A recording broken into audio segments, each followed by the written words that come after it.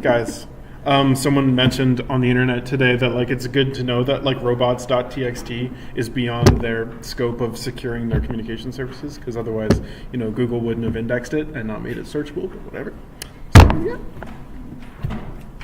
yeah, okay, awesome, thanks, good job. Google dorks, use them. They're good at stuff.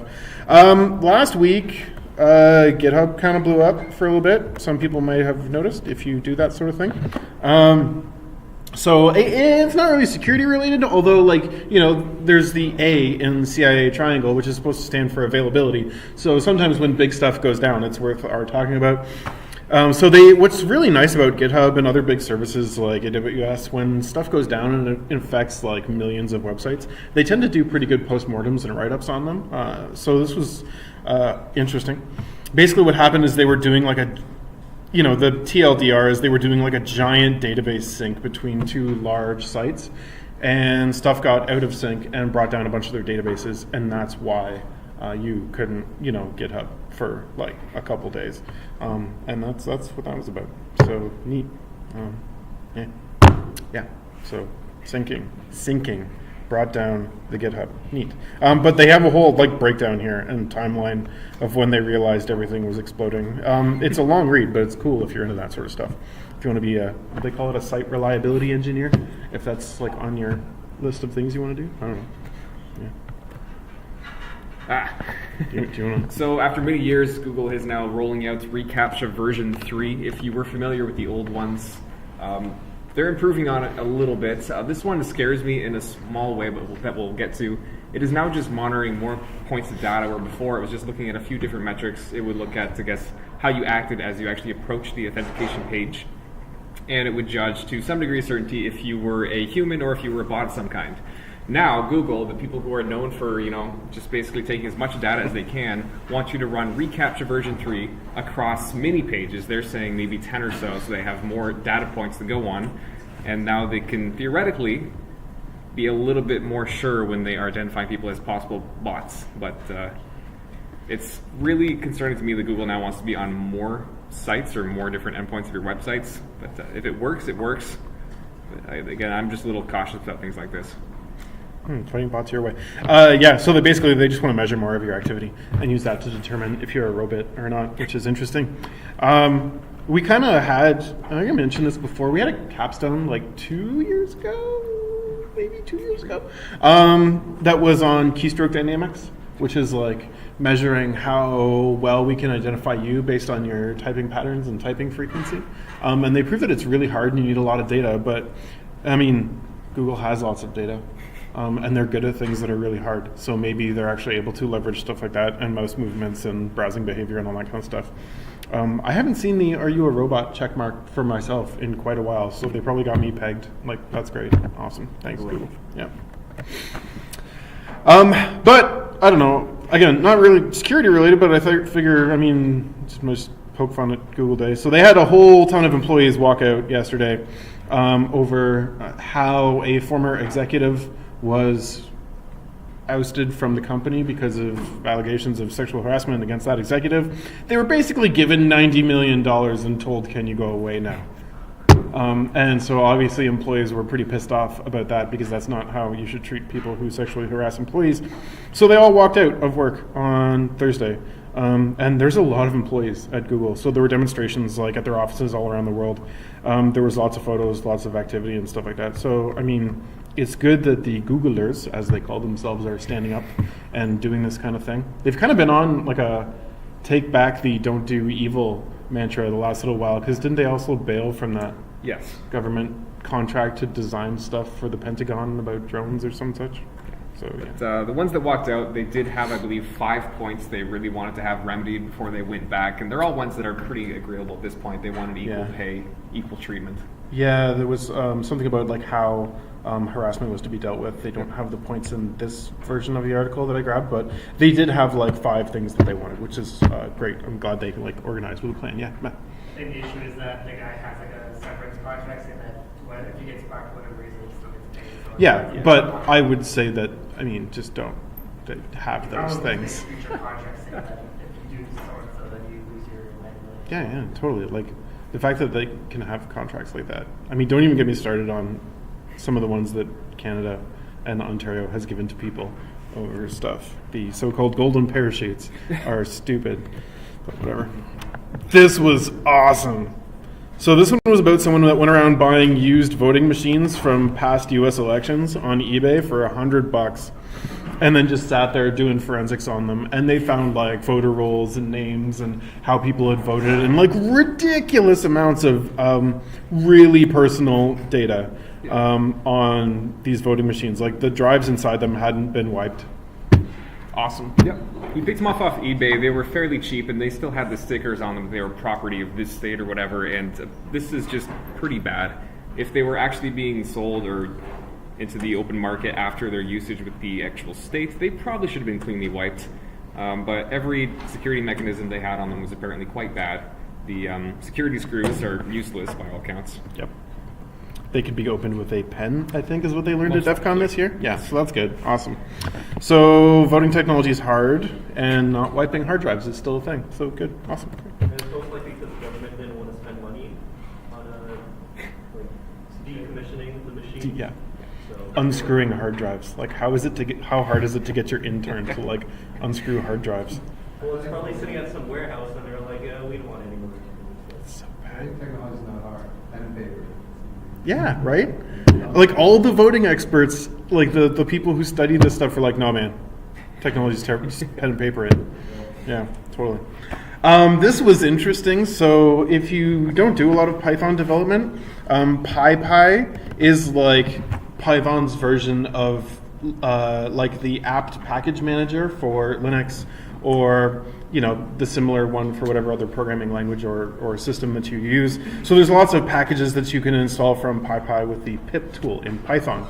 What happened though is that maybe their oversight of some of these uploaded packages wasn't so great, so they found a bunch that were malicious. They were basically fake libraries or evil libraries that would install backdoors and do stuff like that. But of the 12, the ones that I personally thought were the most interesting, if I can, where's open in new tab? Well, I'm gonna zoom in here. These ones, right? These 4 right in the middle. They're basically typo squatting the really popular Python web application framework Django, which is spelled D-J-A-N-G-O. D-G. I can't even. I'm on vacation. I don't brain very well. D-J-A-N-G-O. So you can see they're all like little typo squatting ones, hoping that some dev would like mistype that, and basically it would install the full Django package, but that it's been backdoored.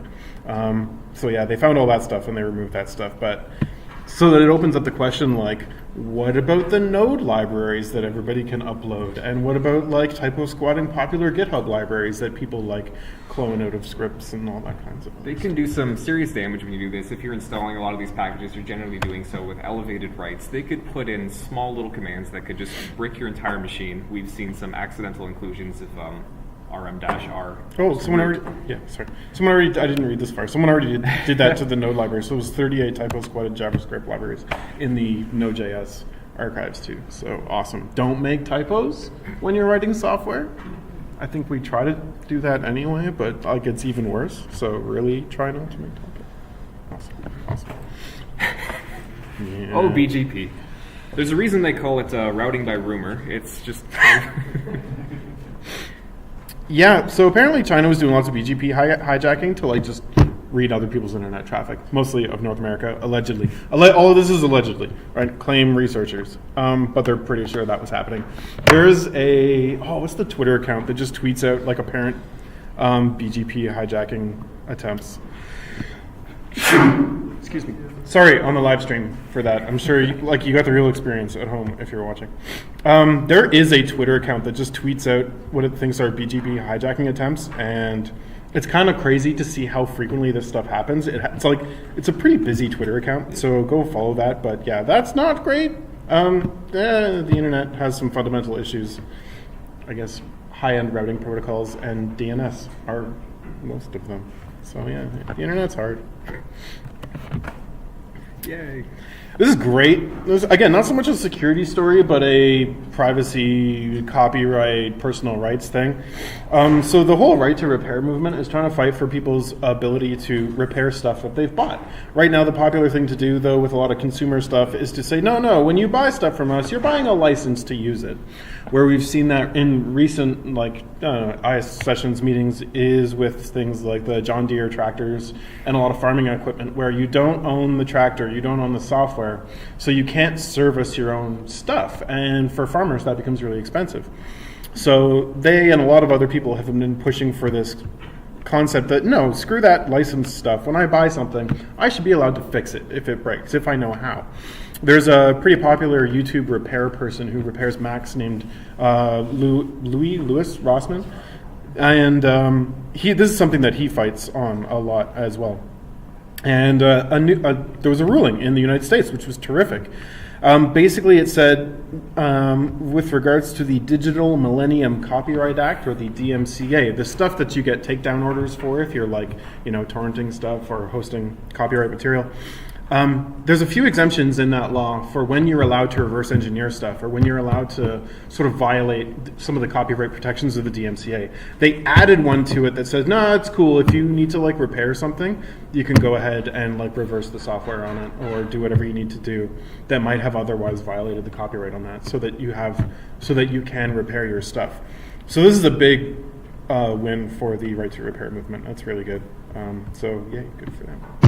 Fix your stuff. So it provides protection for people that are providing resources? Basically, you can't sue someone or charge someone under the DMCA, right?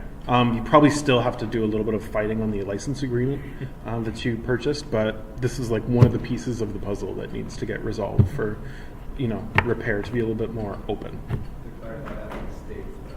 Yeah, that's in the U.S. That's not here. No, but we like to kind of copycat them on a lot of things, so I'm kind of crossing my fingers, hoping that it comes this way as well, and that we get similar legislation. But yeah, good point. Although the DMCA kind of reaches over into a lot of countries anyways. I think Canadian companies can get DMCA takedown orders, I think. Distribution. Again, you reversed it so that you could repair something. If you're helping other people repair their stuff, it's here's my tool for allowing you to make your one legal backup copy of that Blu-ray that you purchased. Yeah, we are streaming live to the internet, so I'm just gonna not say anymore. This is cool. This is actually from StatsCan. So they published a report based on some data that they gathered last year on the impact of cybercrime to Canadian business. Apparently, Canadian business is affected by cybercrime. Who'd have known? Just over 1/5 of Canadian businesses are impacted by a cybersecurity incident. I would say that's a great big huge lie and say that's probably 4/5, 4.9/5. Yeah. It depends on the criteria for security. Yeah. One piece of security is something it's a breach, but then there's also stuff Well, see, they're impacted. Any business is going to feel some kind of impact, right? But the fact that we have actual stats and data that we can use for all of you who need to write reports either for school or for your co-ops. Hey, look, you have official reference from StatsCan now on cool stuff like that. Yeah. I don't know. Anything to comment on that? 14 billion is a pretty good number for a country this size. Yeah. You might work for a company that makes money doing that. Yeah. Yeah, I don't know if you're allowed to. Whatever. It's fine. Yeah. So good. Awesome. It's good. It means you're all going to have jobs for a long time. I used to get people in first year coming up to me and asking, am I going to have a job when I graduate? Pretty safe to say. Yeah. I used to laugh. And then I heard it so many times that I wondered why they asked that. But yeah, you'll have a job. You're good. Actually, can I add something to that? Yeah, of course. One of the situations, I know someone that runs a contracting company, and he's had this year, he told me he's had 2 phishing attempts where they would compromise the building manager's email and then try grabbing people's email. Yep. He got caught he got tricked once with that already, and then the second time, the first time they tried phishing him, they didn't catch him, but the second time they eventually did. Is this the class? You said it's a class. So, and managers, the manager, when after he realized it was phishing email, when he tried contacting the manager, he was like out of the office, and like so the next day, like he wouldn't even reply to his email, when he let him know that he got phished. Yeah, like email takeovers and hijacks are brutal. Like the fact that people will always click on stuff in their email is one of the main reasons why everyone will always have a job in cybersecurity. Like that's not an easy fix. We're going to be trying to fix that for like centuries. Yeah. At least until we give up email. But those Office 365 takeovers where they do try to phish someone of value at a company and then just kind of use that user's account to talk to their billing, their HR departments, that is a huge thing right now. I would say that's like 60% of the IR cases that are coming in. Yeah. It's big. That's something similar when he had like the document signed that he had to sign. Yep. And then that's when they asked for his credentials. Yeah. oh, this was so good, but ultimately, I don't know, pointless, but still funny. So I guess the US found out who a bunch of the Russian troll accounts on Twitter and stuff were and started sending them DMs saying like, hey, we know who you are. Don't mess with our stuff.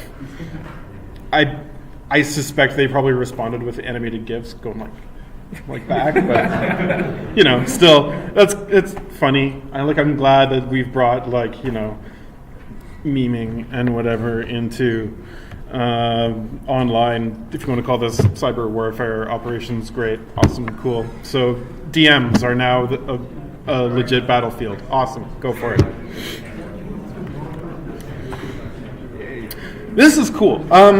I love some of the stuff that GitHub has been doing with security recently. So I think it was like around 6 or 7 months ago, like right before they got purchased by Microsoft, they added like a built-in feature that would do security scans on code that had been uploaded to repos.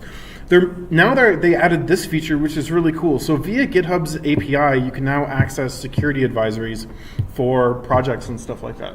So, if you've got like dashboards that do a lot of your code management and stuff like that, and reporting on your software libraries, it will now kind of give you the capability to read up on any security advisories that are part of a project that you use and stuff like that as well. So any way that they can enable programmers to access this data and make it more visible is super cool. So neat. Along with what Nick said there, they did last year introduce it was dependency scanning. So only for certain languages they would go through and look at all the sort of repos that you were referencing, and they would tell you if those had vulnerabilities. I think this year they also announced that they were adding a whole bunch more languages. Oh, nice. I didn't know. A few more to the collection, some more popular ones. Nice. I think it was just JavaScript and Django at the time or something small. Yeah, that's cool because obviously GitHub's a giant, central repo for like code that gets used everywhere. So the more they can do to combat application security issues, the better it is for the internet as a whole. That's awesome. I did finally manage to get this page to load. If anybody was watching on Twitter earlier, I tried to load this page from my desk, and I got some kind of like ban thing from Sheridan saying you can't access this page because it's known to host malware. This is Airetta Rob's blog. He wrote tools like Masscan and a whole bunch of other stuff.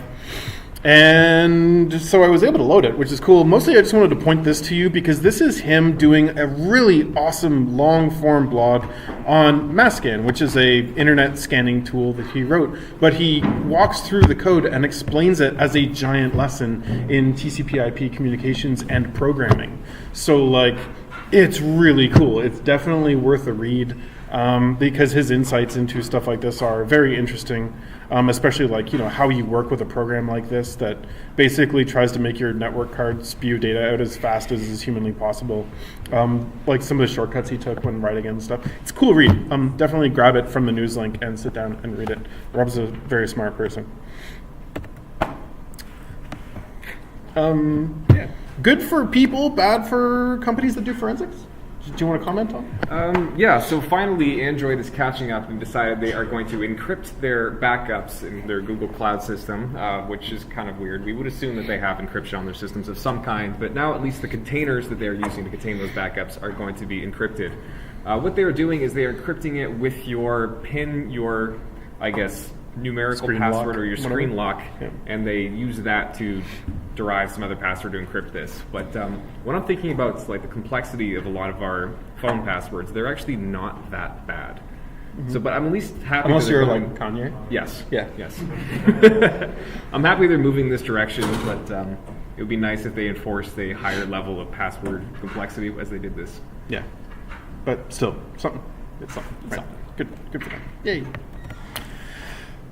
This is nice. It's going to break a lot of the internet, but who cares? It's still nice. So all the major browsers are planning to essentially cut off support for TLS 1 and TLS 1.1, which are sort of the broken versions of the TLS protocol. They use weak crypto libraries and things like that, and they want to unroll them. The problem with doing that, and the reason they give people such heads up on stuff like this, is that there's a lot of embedded products that have like hard-coded crypto libraries in them. So when they do this, a lot of IoT stuff is going to break. It's just what it is. I'm not sure how the IoT vendors who have stuff out in the field are going to negotiate and deal with this, but they're going to have to, or their stuff's just not going to work. But it's a good thing on the whole for most people, so that's great.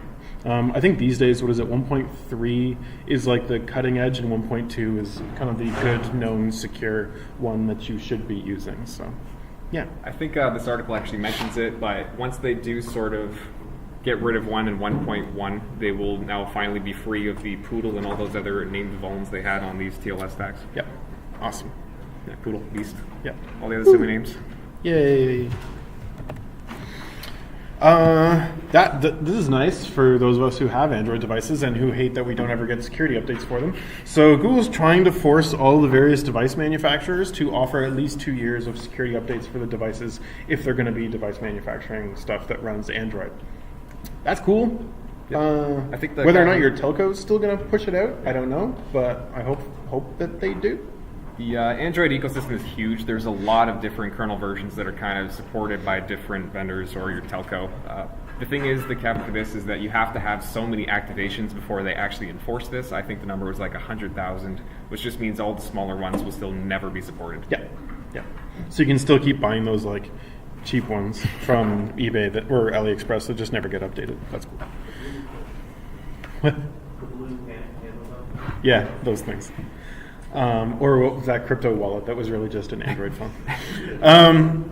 So there was a privilege escalation a few days ago that affected a lot of Linux distributions. Basically, if you used Xorg, which is part of the underlying like window management technology for Linux, apparently it was because of a setUID issue. SetUID in Linux is how you force a process to run with the permissions and behaviors and stuff of typically like the super user on the system. It's how a regular user is allowed to run a program like password to change their password. Because obviously that needs to make an edit or change to the main password archive on the system, which is stuff most users can't do.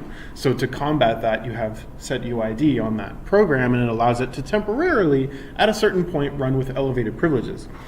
Xorg had that, and I guess at some point in the process of like running your X Windows server, there was an issue where that setUID stuff could be leveraged to privilege escalate and become the super user through the window manager, which is kind of wild, but yeah. Some people were ripping on this because that's a pretty old vulnerability that should have been caught a long time ago. Mm-hmm.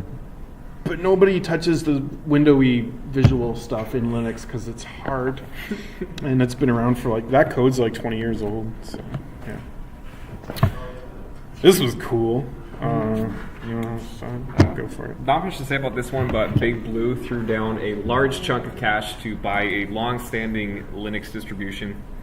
Yeah, $34 billion to buy, like Red Hat. Like, yeah, they maintain their distro, but Red Hat makes most of their money doing enterprise-level Linux support. They're the ones that, like, probably 15 years ago started pioneering that as a business model.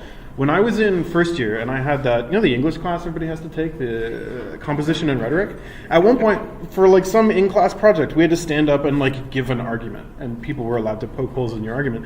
And mine, at the time, because this had just been announced, was that, hey, an open source company is going to try to make money offering support as their business model. Now, everybody in the class who like wasn't in the program with me just kind of like glazed over. But everyone else was like, oh, yes, very, very cool. So the fact that that like they were so successful at it that they later got bought for $34 billion is freaking amazing. Remember, there was a time where like all of the companies like Microsoft and IBM and stuff hated open source. They were like, no, it's stupid. You're not going to make money doing this. You're going to ruin software development jobs and things like that. So to watch it in such a short time turn around and make the case that, yeah, you can make a lot of money like writing the code for free and then just offering support is really, really interesting. They actually copied the business plan of IBM for Red Hat. Oh, yeah? And then now it's like they got bought for copying. That's amazing. Their same idea. That's really cool. So yeah, good for them. Like, that's sweet. I still don't like Fedora, though. It's a shitty distro. Oh, God. So, yeah. Someone decided to put, construction cranes? Someone decided to put those on the internet. That's cool. I'm glad we're doing that. The detail on the vulnerability is listed on the CVE right here. Vulnerable to a replay attack. That's awesome. Really old stuff here. Yeah. And I can get it when you have the very cheap IoT products that, they're maybe built to a dime. They're cheap. They don't spend that much time in security. But if you're going out and buying a multi-$100,000 internet-connected crane, I would have expected them to defend against simple things like just the capture and replay. So sweet. Awesome. So I guess don't if you're like a crane operator, all of you in the audience who are, just update your, I don't know, whatever. So like last year and the year before, Windows Defender got or the built-in antivirus kind of got torn up by the researchers at Project Zero, who are part of Google, and they made a really important point, which is basically like AV needs to run with elevated privileges and a low security level inside your system, and that can lead to like real bad compromises if you find bugs in AV software. So I guess Windows' new approach with Defender is to run it inside of a sandbox to limit the potential impact if you compromise the sandbox with a piece of really carefully crafted exploity malware. Cool, awesome, that's good. Like, nice, good on them. It's getting harder and harder to rip on Microsoft because they keep doing everything right recently. So there was a company called Bromium that basically was selling a product that did this for the last 6 years or so. yeah. They would just set up little micro VMs, so when you do launch applications with untrusted sources or files, it would just virtualize it in its own little thing, and I feel like now they've been entirely replaced. Yeah, they had that company, Bromium, they actually had a product where like every tab in your browser was a virtual machine, which is kind of wild. Neat. Wasn't there sandbox before? Pardon me? Yes, Sandboxy. Yeah. Trump, yes. Yeah, I put this in here not so much for Schneier's commentary, but mostly apparently the Chinese government had been allegedly caught eavesdropping on Trump's insecure iPhone. But then apparently there was a follow-up article saying nobody really cared because the intel was no good because apparently he doesn't understand the stuff he's being told anyway. So when he would disclose it on the phone, they were just like, we can't use this. It's probably BS. However, definitely heads of state should use secure mobile devices. Like, oh my goodness, that should be a thing. I don't know if you have any additional comments. Nothing for that one. No. Trump said that the article was fake as he tweeted from his iPhone. Yes. Oh yeah. He was saying like I don't use an iPhone, and it said sent from my iPhone. But like that could be an intern. It's probably Trump. This is like also brand new from yesterday. There are two big vulnerabilities found in some really popular Bluetooth low energy chips that are used in a lot of networking equipment. Basically, I think they're buffer overflows. I think so. It was a broadcast message, and if you flipped one bit, for some reason the chip would take that message and allocate a much larger chunk of memory than needed and actually corrupt the kernel, which is terribly implemented. Not good for the kernel, no. So that's not great because these chips apparently are really common inside stuff like Cisco networking hardware, so not good. Bluetooth, it's the thing. I like, like this trend of the logos. They really tried with this one. It's a little pixely. I don't know. Not shirt worthy. Yeah. Yesterday, a day we've been talking about for months and months and months, finally happened. November the 1st, 2018, a day that won't live in much infamy because I didn't get any notices. I was so excited to get my first notice of a Canadian data breach, and I did not get one. But as of yesterday, Canadian companies that suspect that any personal information of Canadian citizens that have been compromised in a data breach have to go through this like public disclosure of the breach process. You have to like submit a report to the Office of the Privacy Commissioner explaining all kinds of stuff. You have to like address the issue. And it's great. And I really was expecting to get a notification yesterday and I didn't. So like I'm starting a pool, I guess, of the first one. I was debating with somebody online over what's going to be the first institution that sends me a notice saying I've been compromised. I bet retail, someone else bet financial sector. I said retail because they don't have Infosec, really. Yeah. But as someone who works in the IR industry, I cannot believe the amount of cases that just got opened yesterday. Shocking. Yes. Shocking. But thankfully, or not good for us, the fines for this are not quite as severe as the stuff implemented in Britain. I think the max was like $100,000, which really isn't much for large corporations. But for small ones, definitely. Yeah, it'll It's a hurt. big deal. Yeah. So, yay! Data breach notifications in Canada. Apparently, apples are vulnerable to pings of death. I didn't read this because I normally don't read Apple news, but also I'll turn it over to you. No?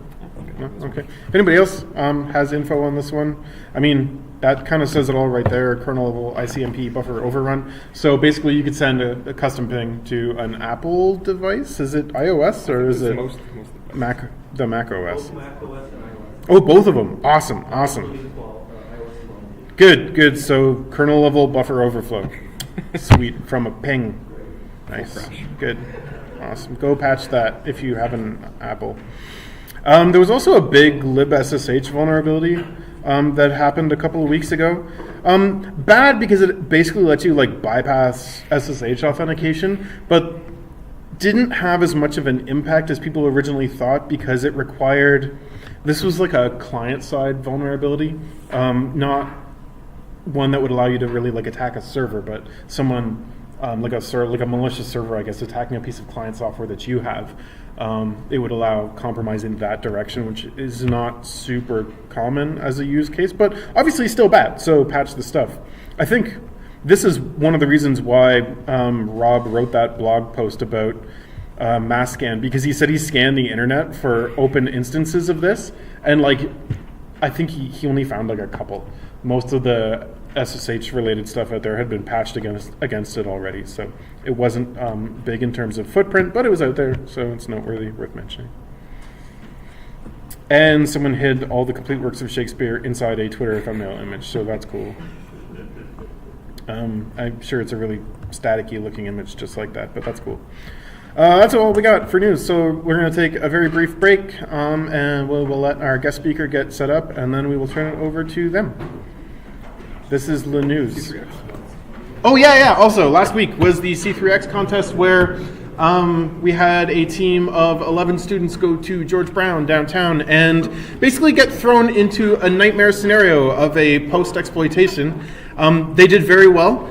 It is a scenario that you cannot win because it's basically groups of students up against industry pros who are basically destroying the network after you kind of have been given access to it.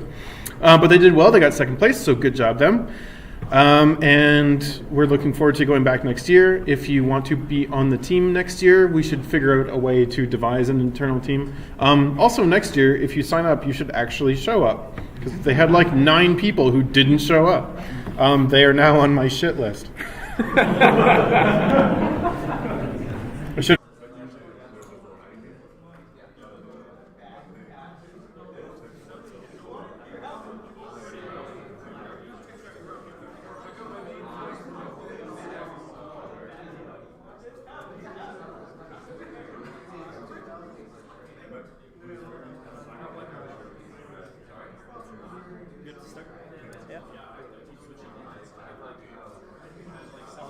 All right, everyone, you ready to start?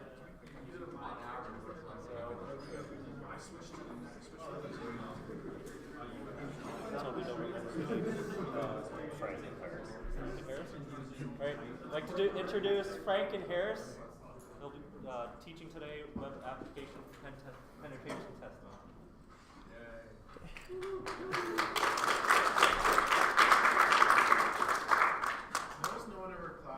the news.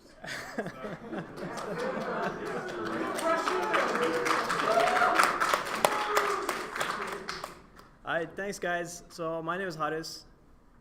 I'm Frank Coburn. We both are consultants from Security Compass. So essentially, we are penetration testers, which you would see in a typical organization, but we are a little different when it comes to consulting. So there's a little more elements to it, and we're actually going to describe to you what we do and how we do things, and then give you a little bit of an overview of our methodologies here. So let's get into it. So the takeaways of this presentation is that we want to give you an overview of what is our process, methodologies, the tools that we use, how we report issues, and the gaps in the entire process, our process to be exact, not so much in the industry. Okay, so what is it? Penetration testing versus vulnerability assessment. So vulnerability assessment is basically, you can automate this easily. You can perform scans. You can identify issues that are there. However, in penetration test, what we want to do is actively exploit those issues. And then we want to pivot further into the network or additional application functionality. Like if you get a non-admin user to perform an administrative action, you want to see how far can you get, and maybe from there you can pivot further to OS level accident or OS level access. Yeah, that's correct. So basically, having a goal is penetration testing. Vulnerability assessment is just going like spraying with a machine gun, see what you find. So of course, crucial element is finding issues and then reporting them, and then offering some remediation steps, because oftentimes a client, they need to know how to fix the stuff. It's not just good enough to know how bad they suck. They have to know that they suck, yes, but they also have to know how to fix it, how to become better. So why is penetration tested even needed? The idea here is that we want to find the vulnerabilities before the bad guys do. We want to be the first one to be there, to find it, and then kind of understand the impact, the business impact, and then force the organization to adapt to this issue, fix it, remediate it, and then hopefully next time around this wouldn't even be there. That's the ideal goal here. That could be one of the reasons. The other reason is you want to know how bad your organization is in terms of security, or how good is it. You have a new firewall in place, you want to test it out. Let's pen test it. Let's see if we can get through or not. And lastly, it could be just legal requirements. So you just have to do it because of PCI compliance. You have to be audited by a third party. You need to be pen tested, and you're just doing it for that check mark, right? So it really depends on the organization and their needs. So the scoping of the application. So ideally, what we do is before we even go ahead and start pen testing an application, let's say someone comes to us, a client comes to us and says, hey, can you guys pen test this? Before we even go jump in and start looking at it, we want to see what exactly is it that they need. What are their requirements? What is the scope of the application? As in, how much time will it take us? What do we need to test it? Do we need any specific hardware? Do we need any specific software? Is it like an Android testing or iOS testing? Is it a macOS application testing? We need basically what needs to be tested. So there's whitelisting issues as well. Only specific addresses, can, let's say, access this application, so they need to get us whitelisted. We need to have specific testing windows, so they might say it needs to be done specifically during off business hours. It could be night testing, weekend testing, whatnot. And after that, they also have special requests. So let's say you can test only if you have a certain hardware token, just an example. So we could have special requests, and on top of that, obviously, we want to tell them how much all this is going to cost, and that kind of is part of the scope. Is there anything you want to add? Yeah.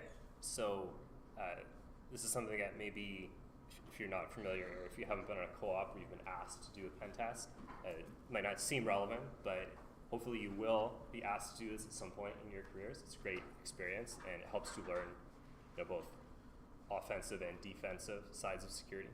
So what you want to keep in mind is that, again, you want to be a white hat. So if you have a scope and you really cannot go outside it, and then which kind of the size of your scope depends on the type of assessment. A pen test might be a single URL, and there might even be other parts of that URL that you cannot explore. That's a very narrowly scoped assessment. Now, a red team might involve breaking in and putting in a network tap or a USB stick scattering some USB sticks around a parking lot and then seeing if the payload executes. It's a very wide scope. However, whatever the agreed upon scope, you have to stay within that. And that also includes like whitelisting, which for example can be an IP whitelist. So let's say your office IP is whitelisted, and then you go home and you want to explore something in the evening or whatever. You have to either VPN to the office or make sure that you disclose them your home IP if you want to test from there, or if you're using a VPN, it's going to seem like some random server on the internet. If you proxy your traffic through Tor, it'll just seem like some random, black hat is trying to hack the application at the same time. So you have to disclose this and also stay within the testing windows. If you keep testing afterwards, say they don't invalidate the credentials, then could result in legal trouble, will look bad on you and your career and your company. So you just want to be mindful of that. If you want to do some really crazy shit, just join a red team. So our methodology is, we don't exactly have like a set in stone methodology. Every pen tester is different. They all have their own ways of doing things. My way is probably totally different than his way. So some people, just an example, so we do have this kind of like a standard or a framework that we want to show just for the sake of understanding how we generally do things, but it's really going to differ. Once you get into it, once you start doing it, you're going to develop your own methodology. It's just going to happen. It's just because we all think differently, we all have different goals when we're pen testing, we all see different things when we're looking at an application, so it's just going to happen. So our methodology that we have highlighted here is something me and him both kind of just had more like a common ground that we had, and we think it kind of resorts like this. So, it's basically you start with information gathering, you develop test cases, then you discover vulnerabilities, and you go ahead and exploit them. And once you have these vulnerabilities in place, you would do a risk analysis, see how bad it is. Then you would go ahead and report your findings, and then finally you would provide support on your report. In other words, help the developers actually fix the findings. Okay, so here's some of the laundry list items that I like to consider for information gathering. So I like to start with what is publicly accessible. Like, let's assume the case of something that is on the internet, but it is behind auth. However, anyone can hit it. So it's really worth looking at what can you find that is unauthenticated? What can you tell from the DNS records? Like maybe you can figure something out, or you can do a trace route or something. Just like you have to do all of the things that any attacker on the other side of the world with no specific knowledge of the application will have access to. Right now, within a pen test, you'll be given credentials, you'll be given maybe an architecture diagram, you'll know the platforms, but you want to see how much of this you can enumerate to start with, because that's the realistic attack scenario. And you can do non-intrusive, I just mentioned staying within the scope and things like that, but you can also do non-intrusive enumeration. Testing is maybe the wrong word, but you can look at DNS records and stuff, whatever, from a coffee shop, Wi-Fi, or from your home IP address. It's all publicly available information. So, and then so if something's there, and if you can, put FTP in front of the domain of the app you're testing, and then there's an FTP server that you can upload something to, and whatever payload or whatever, they need to know about that right away. If there's directories on the application server that have some data that shouldn't be there, then they have to know that before anything else. Now, much of the business value of a pen test comes in things that actually are not so, they're not like crazy things like getting root access or whatever, or maybe getting any kind of OS level access at all. Maybe you can copy and paste part of the URL and access another user's data, which within the business context of that app is critical. So business needs to know that. However, it's not something that, like vulnerabilities like that are found every day in many business apps, and they don't make it to Twitter. So sometimes pen testing is a bit of a thankless job, and you're doing some grunt work, but it's of huge value to the company. So we'll just move on to the next step. So everybody knows that there's problems with WordPress, and there's problems with the underlying PHP platform.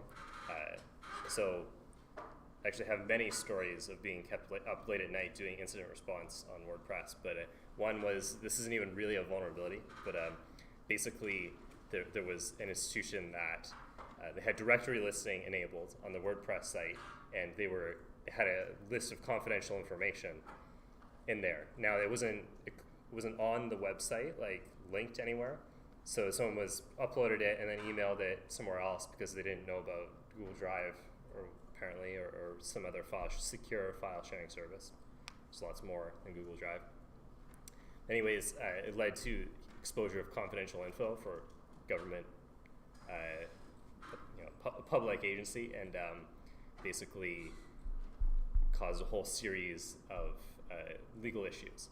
So if just something like this, this URL being secret, it is not a security measure. Even if you can put some entropy in the URL and like kind of, but you have to assume that if something is only to be accessed by a particular user, there has to be an auth mechanism that is in place that is solid, and that's your job as a penetration tester to find that. So once you've gathered this information, you need to act on it. So once you've done your walkthrough, you might want to start fingerprinting and trying more targeted attacks. So you can look at what JavaScript framework they're using, and if there's any vulnerabilities there. Also, pretty easy wins are cookie names. So you can imagine what kind of platform a JSession ID or ASP.NET Session ID is running, and then you can actually target your attacks from there. And again, with these two platforms, maybe you have some experience writing code in those languages, or PHP or Python, and then you can start thinking about the developer, how they made the app, what assumptions did they make, did they cut corners, and then challenge that in your testing and find a series of results. That's right. And just to add to that, so as penetration testers, we have something called an application walkthrough or an intake call. So essentially what happens is the development team that you will be pen testing the application for is going to give you a walkthrough of the application. Now the walkthrough will simply just be what is the business case of the application, what is the use case, what is something a normal user would do. And you take that, not to understand the technologies in use or what the developers are thinking or how they may have coded or anything fancy like that, but you just need to understand what is the business case. That's very critical. Once you understand the business, then you can figure out which components are critical, which components are the one they're actually trying to protect. Once you know that, then you know what your target is. So this intake call or the application walkthrough is extremely important, because when you see an application, you might be like, oh, this is what it does. But if that's not even the use case, if that's not what they're protecting, then it may not be to their business as critical as what you think is. So it's very important that when you gather information, you need to analyze it as well, and you want to make sure that you're on the same page as whoever you are pen testing. Is that good? Okay. All right, so developing test cases. So again, it's different per consultant, different per pen tester, how they want to do it. But my personal way of developing test cases is to first break out the components within an application. So for example, you have a login portal, separate that. You have an admin portal, separate that. If you have this user portal, you want to separate all of them. And then you want to look at each one of them individually. See if you can find username enumeration in the login page. See if you can bypass the login page. Look for things like open redirect in the login page. Once you are done with the login page, then move on to, let's say, the standard user. See if you can do horizontal privilege escalation. Can you start viewing other users' user portal and whatnot? And if you are a standard user now, try looking to see if you can access the admin portal. Can you do a vertical privilege escalation? So you want to go ahead and look at them individually, at least in my case, and then you would want to put it together at the very end and see how they interact with each other, and that's where kind of like the business logic test cases come in. So now we are talking about test cases. I might as well add that you guys might be familiar with scanners and automated tools, and this is what really separates an automated pen test, you could say, or vulnerability assessment versus a manual test here. So when you run these automated tools, these tools are actually very good at finding input validation issues. So they are very good at fuzzing, they're very good at finding error pages, verbose error messages, finding all those kinds of, I would say, low-hanging fruits, but they may not always be. It's things like SQL injection, that's totally not low-hanging fruit, and a scanner can totally find that.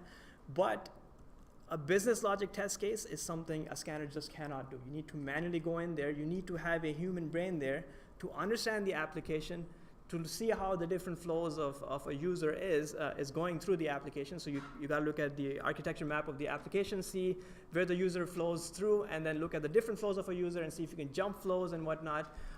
And that's where you find these business logic issues from, and these are the ones that are usually very, very deadly. That's where you find all the interesting findings from. And this could take days. So if you have, let's say, a week of an assessment for an application, you might even just spend 3 days or 4 days just going through the documentation, just consuming what the developers have as documentations, diagrams, API documentation, anything that they have.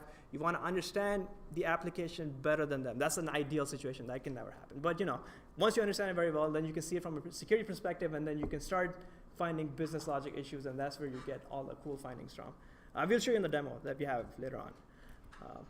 So again, once you develop your test cases, then you want to go ahead and carry out your test cases, see if it works, see if your theory was correct, see what comes up, how the application behaves.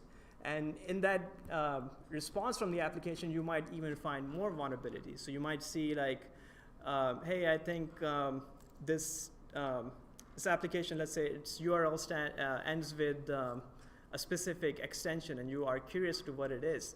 Let's say you remove the extension. Now the application crashes because you can't find it. You have a verbose error message. Now you look at the error message, and now you see physical directories, and now you start going to the directories, and now you have more internal resources, and you have a directory traversal, and you have all these kinds of crazy things. So the idea is you carry out your test cases, you observe how the application responds, and then you improvise. Improvisation is very important in pen testing because you gotta adapt to what you see, and then just move on from there.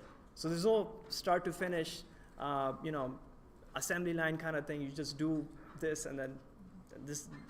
You just can't do that. You have to improvise. It's just something you have to do. And lastly, you have to Google everything. So a good pen tester, I originally thought when I was in school, a good pen tester is one that can make the biggest payload. The bigger the payload, the greater the glory. That's what I thought. That you gotta have an amazing understanding of Bash. You gotta have all these complex encoding skills and decoding skills. It's nothing like that. You have to be able to adapt, and if you can do that, you'll be a very successful pen tester. You need to be able to Google everything, you need to be able to learn everything on the spot, and then execute on it. And if you can do that, you're going to do great, essentially. So here's an example. So you might have a lot of attack vectors. The application might have a lot of weaknesses. You might not even find all of them, but it's just a matter of getting to the function and then causing that business impact.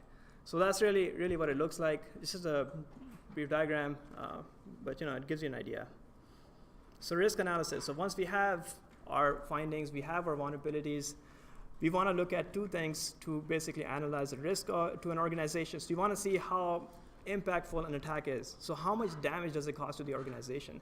And you want to take the business into context. So I'll give you an example. Let's say you find SQL injection into a web application. Now, everyone will be like, whoa, SQL injection, that's a critical finding, right? But let's say once you get in there, you realize they have disabled OS injection, so you cannot do OS commands. You're already a limited user. And on top of that, there's literally nothing on the application. The database has no sensitive information. The web server has no sensitive information. It's literally a static content web application server.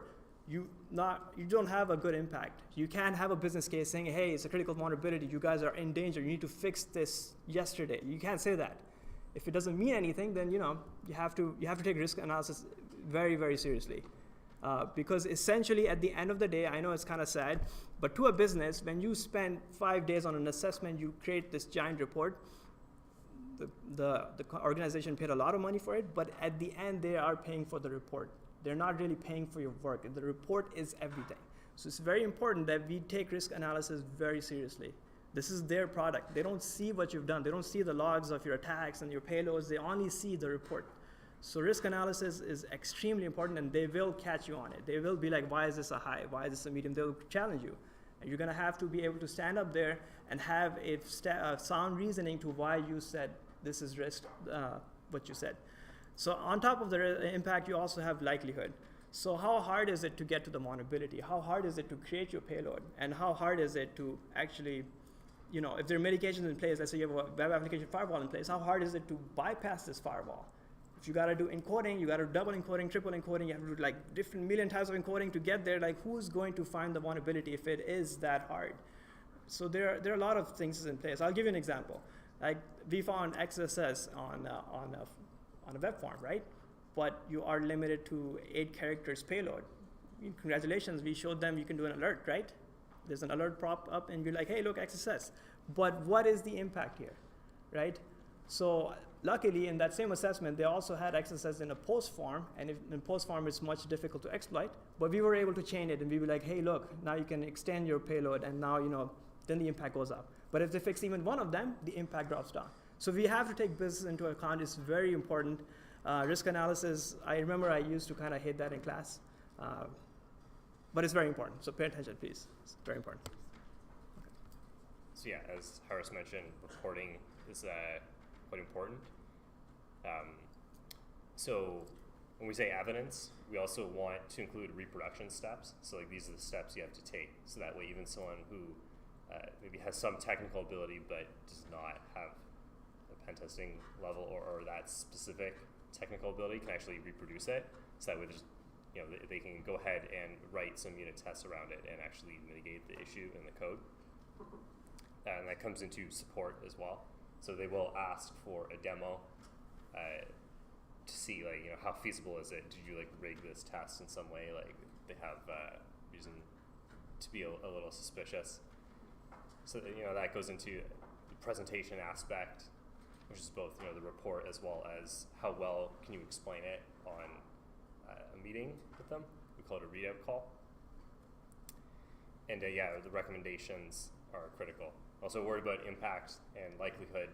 Again, there are some things that are very high impact with very low likelihood, or the effort put into a successful exploit is extremely high, and maybe only nation state actors can successfully exploit it because they would have the hardware or the access to privileged networks, like backbone networks, you would need. So that for a bank that is concerned about the security between the bank application and its customers, they're not as concerned about that. But in another situation, maybe you are concerned about higher level threat actors. That's really all I have. So we'll go into one of our favorite tools. It's called Burp. I remember the first time that my boss told me, Frank, you have to look into Burp, and I was like, what the hell is this? But it's tools often have stupid names. So this is written in Java. You can download there's a community version which doesn't have certain features, but you can do manual testing, which is good because you can practice, and then it's actually better for developing your skills. But basically, it's a man-in-the-middle tool. So there's other ones, but they're not quite as good. Basically, it sits between your browser and the application server, having a localhost proxy. And you can even just looking at the traffic that the calls that the client-side JavaScript is making to API endpoints is really almost half the game. If you can just look at that, then sometimes it's just a matter of figure out exactly what to put into the browser to exploit. So do you want to talk about business logic testing? Yeah, so definitely we use it for all kinds of things. Ideally, as Frank talked about it, it's just a proxy. All it does is looks at the HTTP response and request that your browser sends to the application, and you can modify all of it. So you are looking at the raw response and the raw request, and gives you full control over everything. And this is really how we do our business logic testing, is to actually understand each parameter, see what they do, and then you make changes. Okay, so we're going to hop into a demo now. So basically we have a trivially exploitable application that is what we use at Security Compass for training, as well as if you have an interview with us, you can look forward to this. Mention that. But yeah, so again, just by going to the methodology I mentioned earlier. So first of all, we can sort of ignore this. We know it's on Amazon. But in another situation, maybe the URL would give us some more information. So in here, they conveniently mention the framework it's running. So we know that there's Python there, so that gives us some idea of what type of payloads we might want to run. And also we can look at vulnerabilities Python has experienced in the past. A better example is Java, where deserialization is a common vulnerability. So if you see a Java app, you're going to target your testing towards that. So let's just put in some garbage, and then you can see Firefox is alerting me not to do anything, because this is not encrypted, but anyways. So we can see I entered something, and then it's echoed here. And then, oh, look at that, it's in the URL. So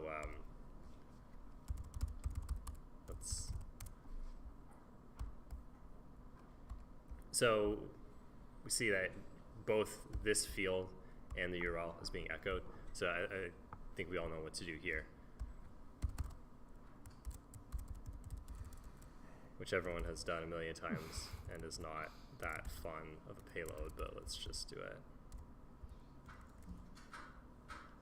I can spell script right? Probably not.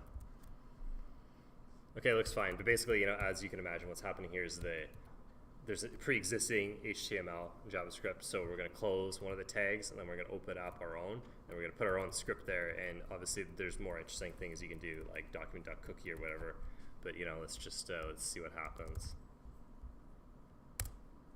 So there we go. So not a very exciting proof of concept. So there's something there already. So we know that. So what we can assume, if there's something very trivial, you can assume that the code hygiene and smell of the app is very poor. You should talk about how to exploit this, how to exploit the... What do you mean? So essentially, if an attacker was to use this to their advantage, they will take this URL, they will input a JavaScript payload here. So let's say if you want to take document.cookie, so the user's cookie, just an example. I mean, it's probably a pretty bad example because you don't have a cookie yet. Just put domain. Okay, so the idea here is an attacker would take this URL, input a malicious payload in here, and then send this URL to a valid user. Now the valid user is just going to look at the domain and be like, hey, I trust this website, I go there every day, right? And then they click on it, and now there's JavaScript exploiting on their end. Now what an impact could be is that an attacker could basically steal users' session cookies. They could also, JavaScript is very powerful. They can even create form fields inside your own application. So you might have another username and password field right there, and once you click on it, hit submit, you're sending your own credentials to the attacker. You can do so much crazy stuff with JavaScript. It's insane. So it may sound like hey, it's an alert prompt, nothing serious, but it can get really serious. Yeah. So depending on the criticality of the app, the business logic, how well they've validated other parameters, the XSS can be quite severe, as most modern websites are mainly JavaScript. So like think about your, if you use Gmail, it's a lot of JavaScript, and then your banking app as well. So let's continue enumerating. So here we can look at some source code, just the HTML, and then conveniently we have some credentials here, which is obviously very unlikely in an actual situation, but to be fair, in most cases, most pen tests are authenticated. So oh, I wouldn't say that. I had this one client where I looked at the source code, and I thought nobody puts developer comments anymore. I mean, that's like nowhere to be found. But they actually had a JWT token in there for their QA environment, which worked in production conveniently, and they also had a long session timeout, so it was supposed to last for 3 months. So it was perfect. Like, you just go to the source, you have this JWT token, you put it inside your header, you make the request, and now you have limited user access, and you're good for 3 months. So it was just perfect. It happens. I know this is supposed to be a testing site. This is supposed to for you guys to learn, but it's all real. Sadly, this is all real. So here you have various tabs here. Let us do a bunch of things. We can look into this more in a bit. So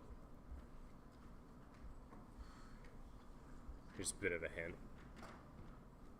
Support staff will intake, deserialize, and process your request. So everyone knows what to do here.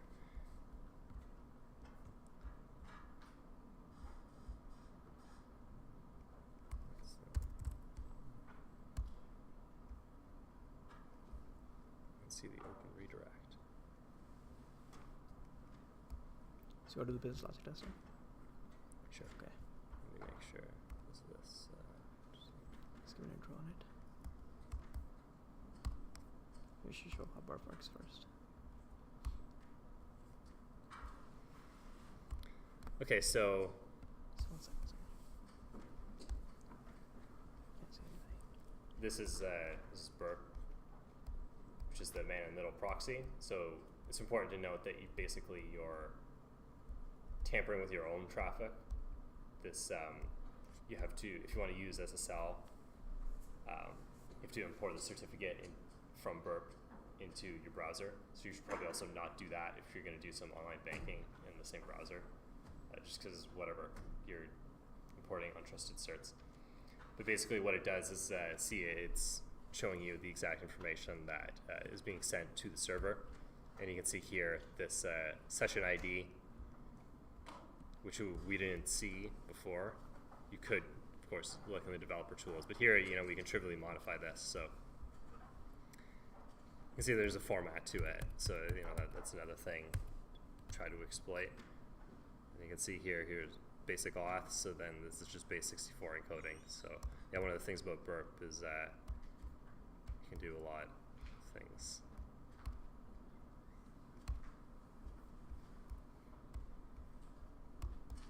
So yeah, like if you see a field and you think, oh, is that base64? You can go and it has, within a few clicks, you can do that as opposed to making a text file and running a command and things of that nature.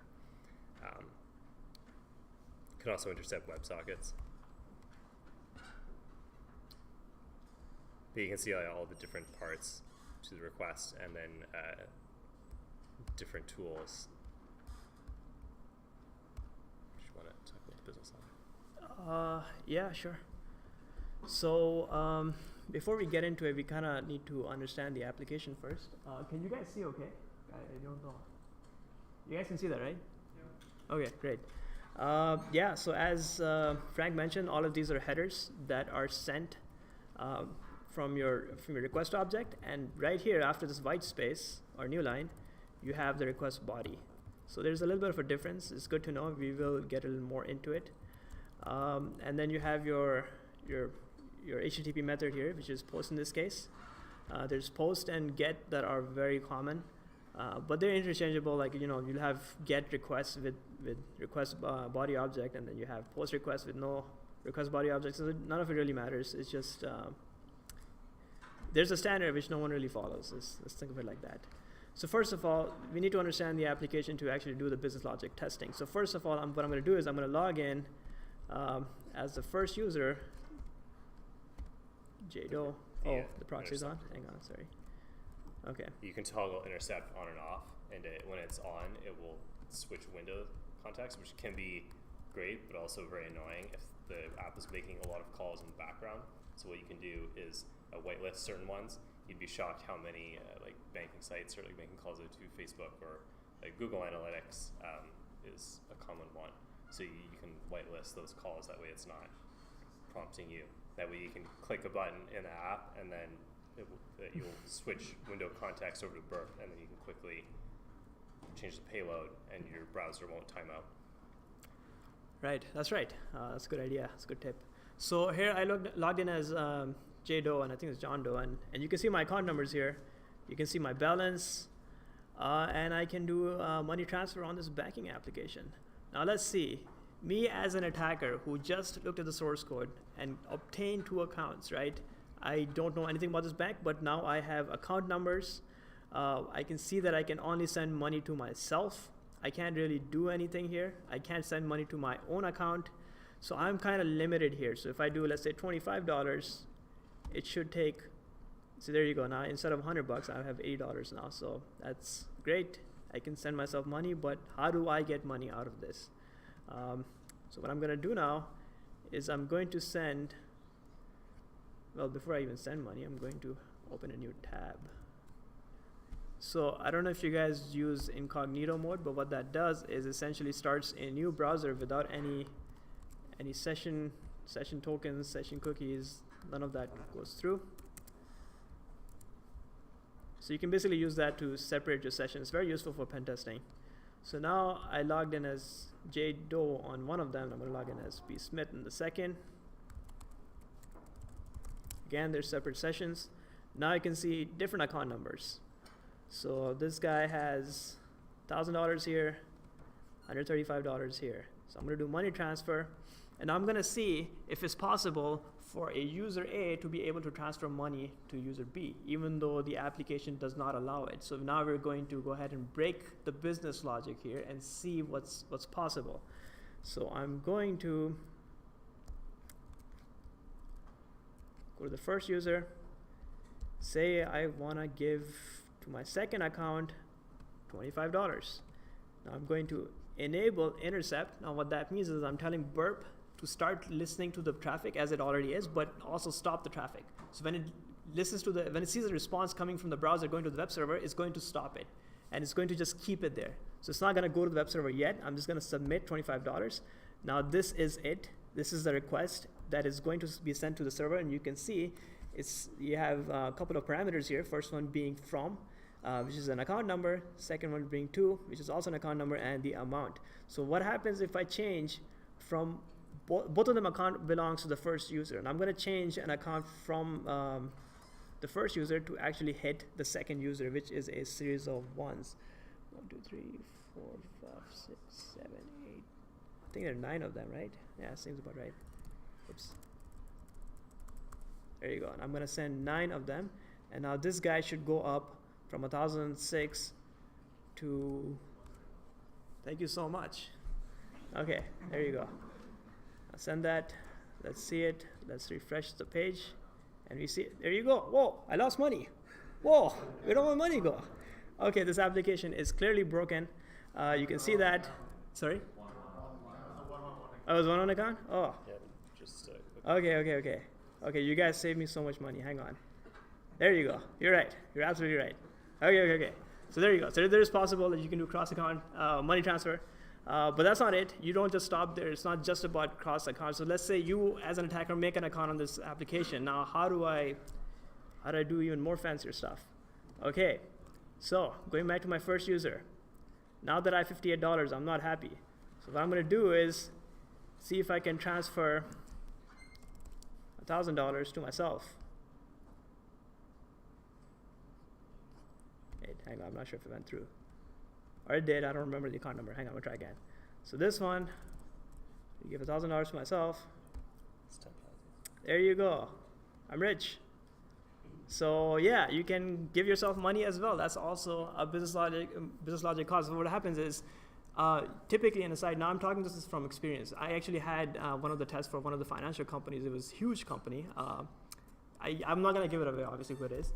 But what happened was they actually had a lot of client-side controls into how much money you can transfer. They had everything was client-side. It was very JavaScript-heavy application. It was a single-page application, so you would expect that. Now, you couldn't do any of this stuff. You couldn't transfer money because you're going to have an error message pop up. But as soon as you use something like Burp, you actually bypass all those client-side controls, because now you're just looking at specific calls that are being made to the server. So it could be API calls, or it could even just be a request to the server. Once you look at the traffic at that level, you will realize how broken that application really was. You were able to essentially borrow as much money as you would like. You could do all kinds of crazy stuff, and at the end you got a signature, automated signature from like their loaning officer. It said, "Congratulations, you have now just gained this huge, massive loan," and it said you owe us negative $10,000. Like, you could totally destroy it. All of it was because there were client-side controls in place and there was nothing on the server side. So same thing here. You can see that there is no client-side control, but if you were to see in a reality, like this is not impossible. It's possible, but there just be like client-side controls in place. So yeah, that's business logic testing, because you have to kind of recognize what each parameter does. In our case, it's account numbers. Now, if you run an automated scanner like Web Inspect or even Burp Scanner, it's just going to fuzz the information, see if it crashes, see if it could DOS it, see if it could, give you additional information from crashing it, but not really so much can you do money transfer, because you need a person to be there to understand it and actually execute on it. You want to add anything to this? That's pretty good. Yeah. Okay. Should we go to the last slide? Yeah, let's go to the next slide. Okay, so there are some gaps in the process. Assessments are time boxed, so basically the shorter the time box, the more you can just skim the surface of it. For example, if you have 1 week, it's a huge app, then you're gonna have to proceed from most critical to least critical. So you're gonna see, is there anything that can be trivially exploited? And then with the remaining time, what are the critical business cases that would sort of, bankrupt the company if they would be exploited? So then there's also limitations in terms of technical abilities. Like if you don't know Java as well as you do some other platform, you're thrown on that, then you're gonna have to spend more time to ramp up to the level.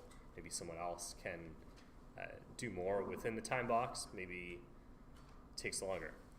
Also, typically we use a test environment, not the production environment. If you're using the production environment and you corrupt something, then a lot of bad things can happen. Also, typically in production, you'll be restricted to testing at some very inconvenient times when your brain might not be working. So you want to stay away from that as much as possible.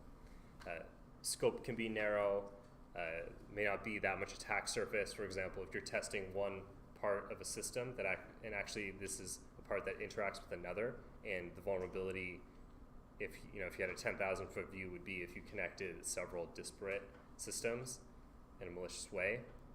You might not realize that if you've been scoped down excessively. Those are just some of the problems in the process. Think that?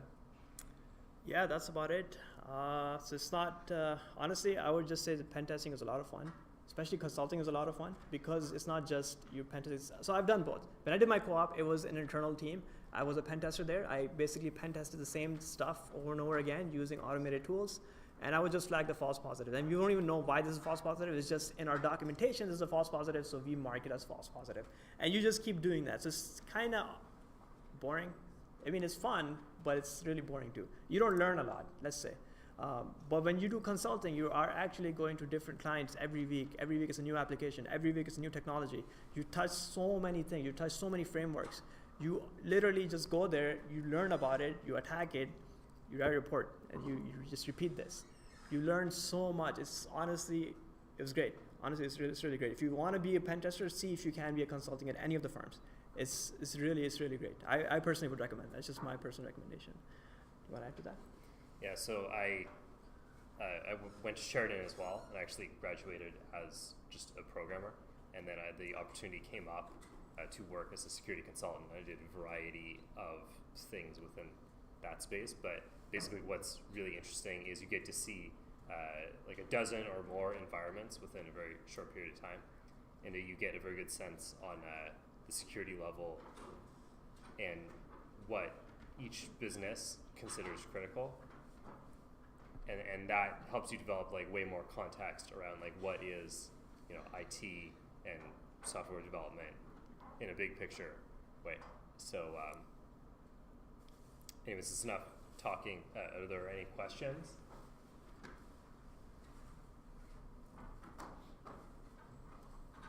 You guys are consultants. Like, how big's the firm you work for?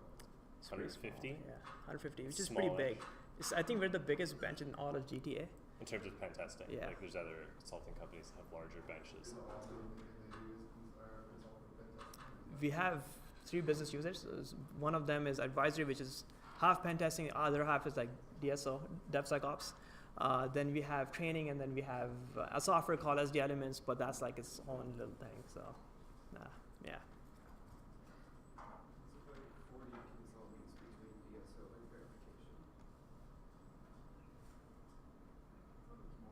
It's a lot more, yes, 150. If you include the rest of the teams, It's like 50, 60. yeah. You round it up to 150, it sounds cooler. Yeah. It's like one from Do you guys prefer working when you have a pen test? Do you guys prefer working alone or with the team? And what are some I can get that. challenges? So generally it depends on the client. So sometimes the clients say, we need this done now. So they're gonna say you can have multiple resources, lesser time. But ideally, when they don't have a time restriction, usually they would also prefer larger time period, less resources. The idea here is you have more time to actually consume the documentation and understand what you're testing. So it depends on the client. But generally, we would have like maybe if it's a big project, you could have multiple people. But yeah, we have a mix. But you will have a lot of solo projects as well. So it's very independent. This guy. That's fine. Oh, okay, sorry. It's very independent. So you even like work remote. You can even work like don't even have to come to the office. If you do come to the office, you can sit in your own little corner. You don't have to talk to anyone. It's perfect, at least for me.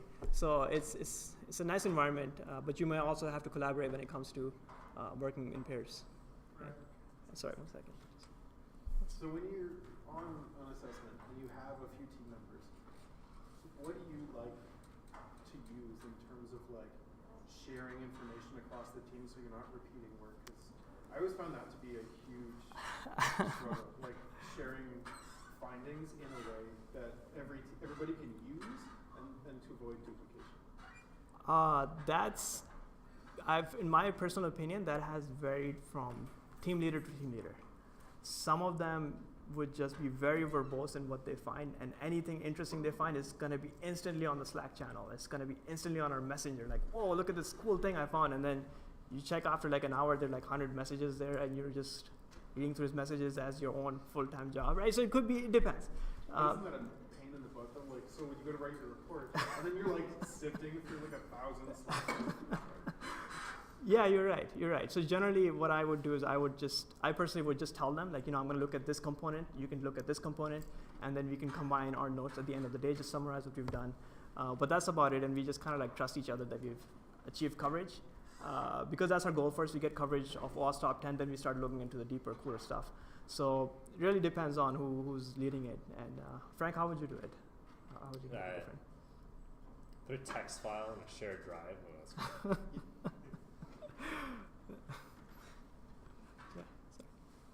What percentage of your clients are using your services for auditing compliance? Auditing and compliance. We actually, I don't know if you can disclose that. Yeah, we probably can't. All of them. That's the only reason people pay for pen tests. So the main reason I can't disclose that is because I don't know. Sorry. I imagine it's a lot because we do internal pen tests. Right. We contract pen testers, and majority of the time it's because to get our PCI audit, we need to pen test this 3 times a year or whatever. So I was wondering, which people do it for like another reason, and which people do it for like because they have to. I don't think any companies really get pen tests for funsies. Because no one wants to hire people to come in and break their stuff and say, this is what you did wrong, look at it, fix it, and come back to us. And so yeah, generally it's... There's even some companies that will just do the pen testing, and then they'll get all the stuff that they have to fix, but they'll get the pass mark for PCI because they got the pen test. And then next year comes, the same vulnerabilities show up, and they're like, oh, well, we got our PCI check mark, so we're good. And it'll just keep deadly repeating cycle.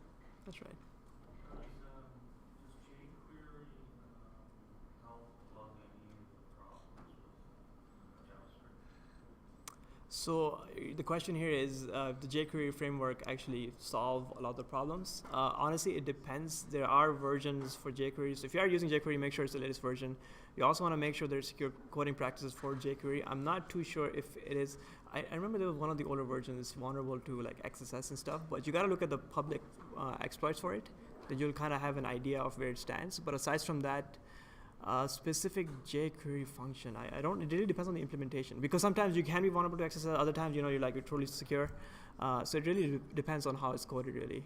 Yeah, that's what I would say. Because I know people say the same thing about AngularJS, and they're like, hey, look, it's so secure, but now you're doing like template injections and whatnot, so it's there. Yeah.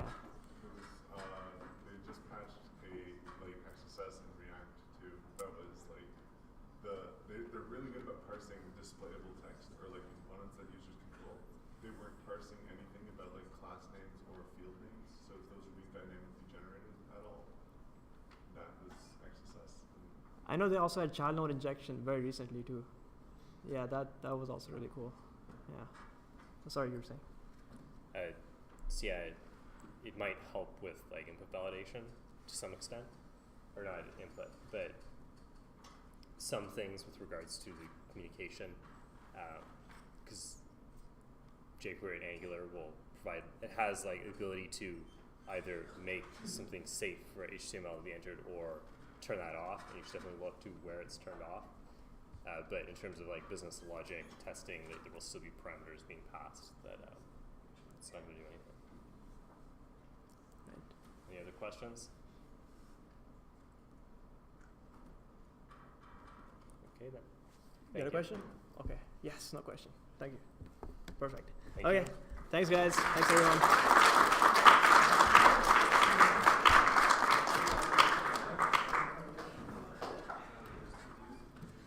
Should try. Okay, just let them do it. Alright, thanks for using your laptop and thanks for presenting it. Yeah. Thanks for doing it again.